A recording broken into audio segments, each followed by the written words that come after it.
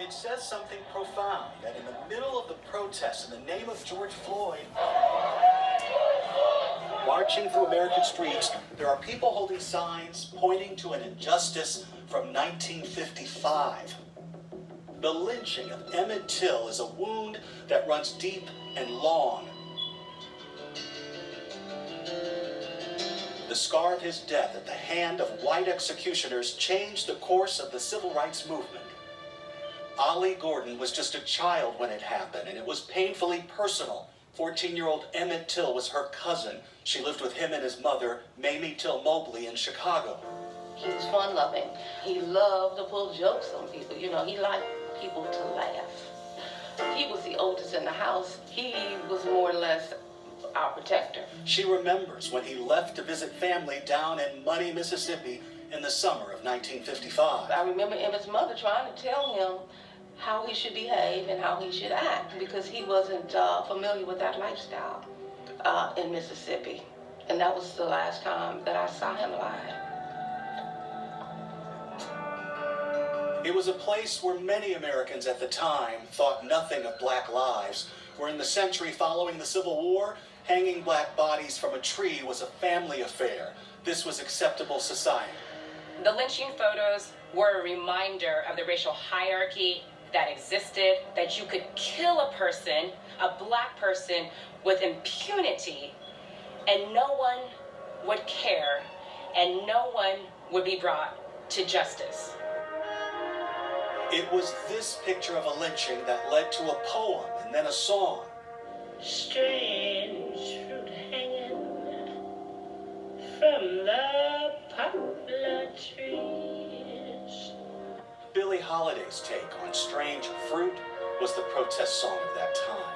Lynching isn't just death by hanging. It occurs when an individual or a group of individuals consider themselves to be judge, jury, and executioner. Nearly 5,000 black Americans lost their lives from the late 1800s to the late 1960s, and one of the lives lost was Ollie Gordon's cousin, Emmett Till.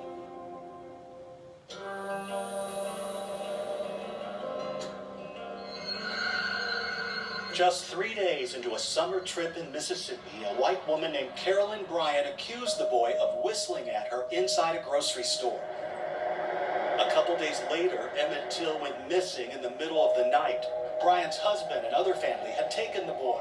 He was brutally beaten and shot in the head. They found what was left of his broken body in the Tallahatchie River. The call came. The screaming. The disbelief.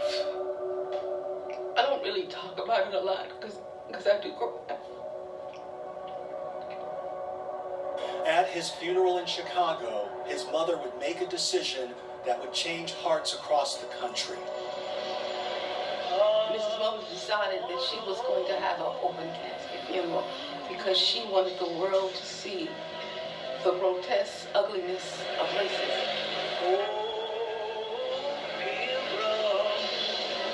All of the newspapers, all of the magazines worldwide started to show these images. It was this disturbing image of her son's swollen face that shared the unfiltered truth that moved Americans. The streets weren't quiet then or now.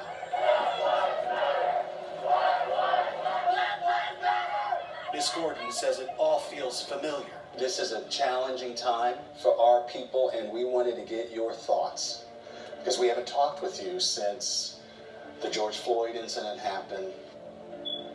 I would imagine every time you see one of these killings, it's got to be just, a painful reminder of what you've gone through.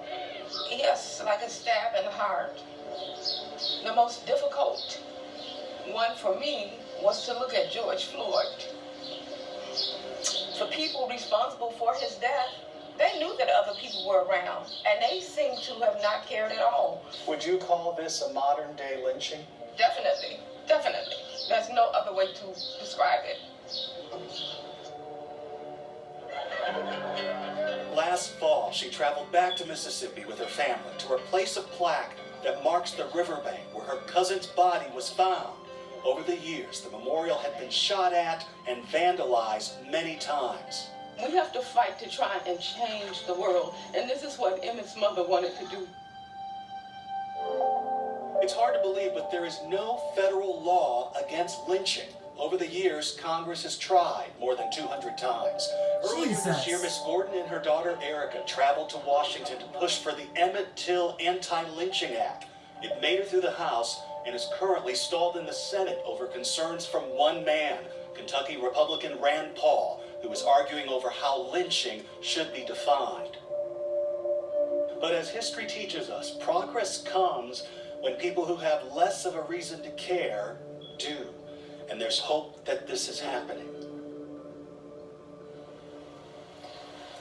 When we come back, the battle for voting rights with the presidential election less than 5 months away. Tonight.